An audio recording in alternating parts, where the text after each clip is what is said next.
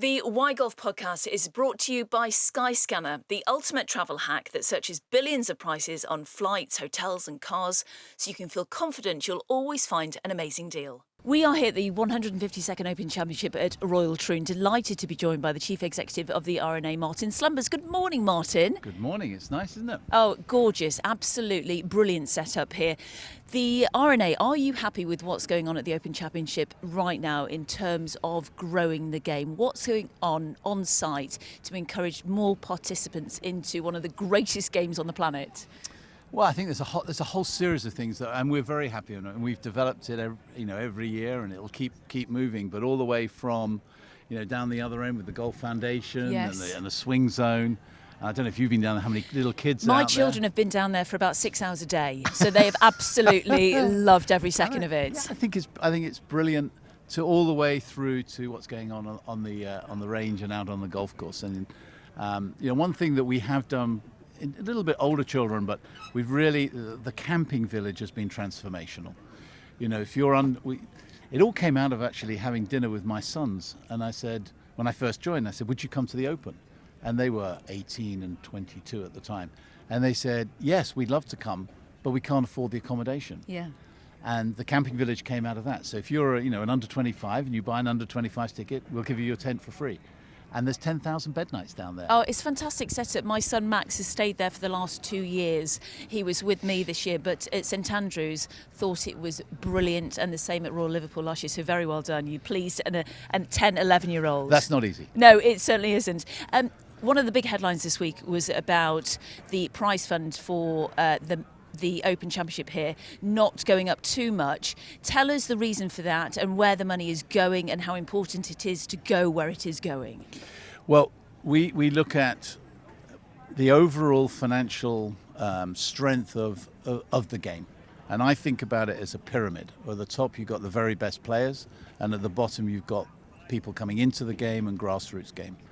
And for the R&A, our role is to ensure the game's thriving 50 years from now. That's our primary purpose. And to do that, we need to make sure there is enough money being invested at the bottom to bring in new young boys and girls into the game, new young men and women into the game, and then to find pathways for those who are good to have the opportunity to get to here. And when we looked at prize money and what's going on, I looked at it totally through the lens of saying, how do we balance up how much we invest in the sport for the long term versus how much do we pay out in prize money? And I really care about ensuring we have enough to get new people into the game and new pathways developed. It's a tough economic climate. You are committed to putting in 200 million into the game over the next 10 years. Is that going according to plan?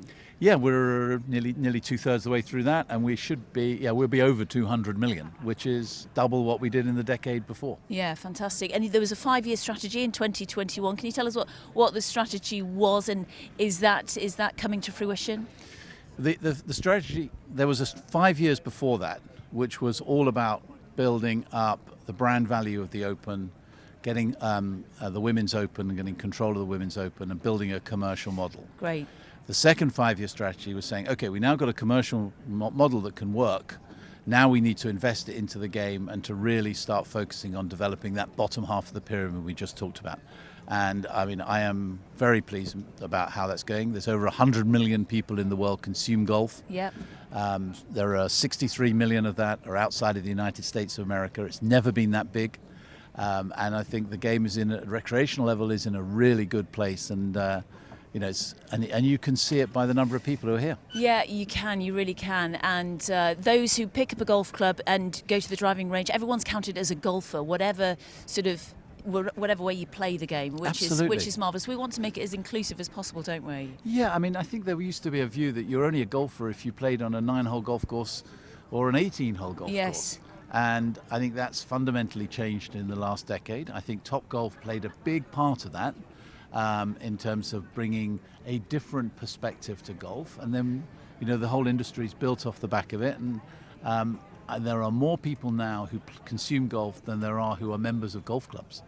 And that's exciting. That's really exciting. And that leads me on to the community-based project that you've set up in Glasgow, yeah. Golf It. We spoke about it a couple of days ago. It sounds absolutely brilliant. I can't wait to go there and take my children. Hoping to go there actually in 3 days' time. But tell us about Golf It and what it does for the community. So I started to think about it in 2018-ish, and straight after the Portrush Open, I went to Glasgow Council and said, the game started in Scotland in the 1400s. It started really as a game for the people, but most importantly, it was embedded into the community. It was part of community life. And I said, somewhere along the way, we've lost that. And I wanted to build something that was really focused on families and on the community. We believe in the R&A. We believe that that's where the future is. So that's where we started to lean into growing participation. Was this, and so Golf It. I said I'd like to buy one of the facilities you've got and convert it into this type of facility. And we opened last August. It has 3 central goals: to attract people who don't play golf today, to take away the fear and the intimidation of golf. There's no boundaries there. You can't see the words R&A anywhere. There's obviously no dress code. It's just please come dressed. And it's about families. So young families can go there all the way from, in some of the bays, there's baby swings, so you can take a little toddler. Amazing. There's creche, there's a nursery. But we also have adventure golf, which was designed by young children, or young people, I should say. The third thing is that we wanted it to be part of the community. So we have intern programs, we have volunteer programs. We're training people from the community to give them CVs that they can go and then on into life and get another job. And the way I look at it is our job is to transform lives through using golf as the medium, and Golf It is the start of that, and I hope in the years to come that we do more of them. It sounds brilliant. As a mother, I never knew I couldn't go to the driving range with my tiny toddlers or children and babies. So a baby swing for me is it's a breath of fresh air. It's what's needed to encourage more women into the game, for sure. Absolutely. Absolutely. Yeah, it's wonderful. And how has it been received in Glasgow? What's the feedback been? People have been hugely supportive.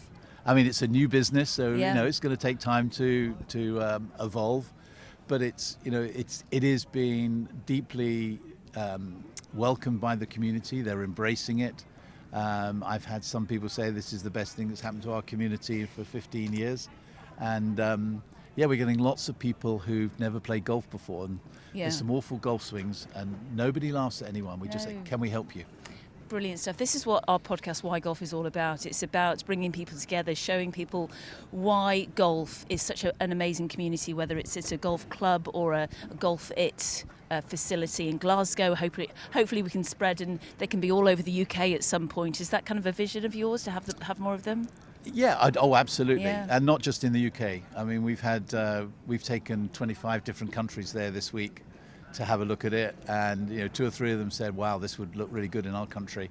We'll see where those go. In terms of the Open Championship, the record number of amateurs here, 12 amateurs, does that reflect what the R&A are doing on an amateur level? Because you've had an increase of amateur events over the last, 2 years? Oh yeah, I mean, there's sort of 2 pieces to that. So obviously, historically, we've had our amateur championship here, and then with our colleagues in Europe, there's been the European amateur, and then the US amateur. But with Augusta, about 12 years ago, we started the Asia Pacific amateur. And then with Augusta and the USGA, we started the Latin American amateur. And then in my time, I said, well, we needed women's equivalents. So we started the women's amateur Asia Pacific, the women's amateur Latin America.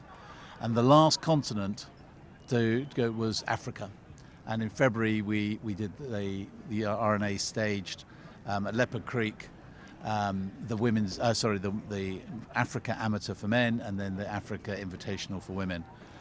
And so we've now got those pathways covered. Great. And I think it's really important that amateurs, the best amateurs, have the opportunity to tee it up here and see how good they are. And, we're not just going to have a silver medal winner tomorrow night for the leading amateur. We're going to have a bronze medal winner winners, Yeah. because more than one amateur made the cut. And when you look at the names that missed the cut, that should be really celebrated. Yeah, brilliant. Doing a tremendous job. And in terms of the Open, all of our team are loving every second of it. Good. And we're excited about the AIG Women's Open in a few weeks' time. Enhanced spectator facilities there we've had over the last couple of years especially. We've seen it with our own eyes. Families have absolutely loved it and spectators coming through. From your perspective, how has it gone? And again, what has the feedback been for that? Well, if I'm really honest, it's quite hard to sell a women's professional event, sadly. Yeah. You know, we do actually need more women to support women. And I think that We've is the been saying message. that for a long it's time a really now. important message. And, you know, it's great to see more women and girls getting involved in golf, but it's also a little bit frustrating when they say, well, let's come to the Open. Well, but they don't say the Women's Open. Yeah. So we've pivoted completely. With the AIG Women's Open has a different feel. It's a festival feel. It's a day out feel. It's a family feel. Yes, there's a golf tournament going on. Yeah. But it's not a traditional spectator village. It's a very different. And then there's a concert on Saturday night. And it's all intended to say, okay, let's find a different way to get more women to come and support, more families to come and support these incredible professional golfers who are phenomenal to watch. Yeah, I took my daughter and we watched the Ellie Goulding concert. Brilliant. But she also watched on the range. We went out on the course. We only did 2 holes, but she saw it. She could see her role models, and she's said to me, I want to go to the Solheim Mummy, the next one in Holland. So the fact that she's actually having that conversation as an 8-year-old, it's working what you're doing, basically. Well, that's lovely to hear. Yeah. And it's going to be special to see them on the old course at St Andrews. Can't wait. I've got a couple of mates trying to qualify, including Iona Stevens, so I we're know, crossing I fingers know. and toes for that. Our podcast is called Why Golf, Martin. So just to finish off, why do you love this incredible sport, and what got you into it in the first place? And why should people at home play it and be part of it? Well, I think, you know, I got into it because I needed to earn some pocket money, and I went caddying. Oh, brilliant. And it was a much better way to earn pocket money than delivering the post or yes, cleaning or cars. cleaning the car. But we talk about why golf matters, and I think what we're trying to explain that golf is good, not just it's good for your physical health, it's good for your mental health, it's good for the environment, it's good for society, and all of those issues I think are transforming the perception of golf to being something that we hope people say, actually, it isn't an elite sport behind closed doors. It is something that is good for the world we want to live in, and it's being responsible environmentally. And I'm believing that actually will continue to attract people. So yeah, golf matters. Great stuff. What's the strength to your game? Mine? Yes. Not as good as it was. I know.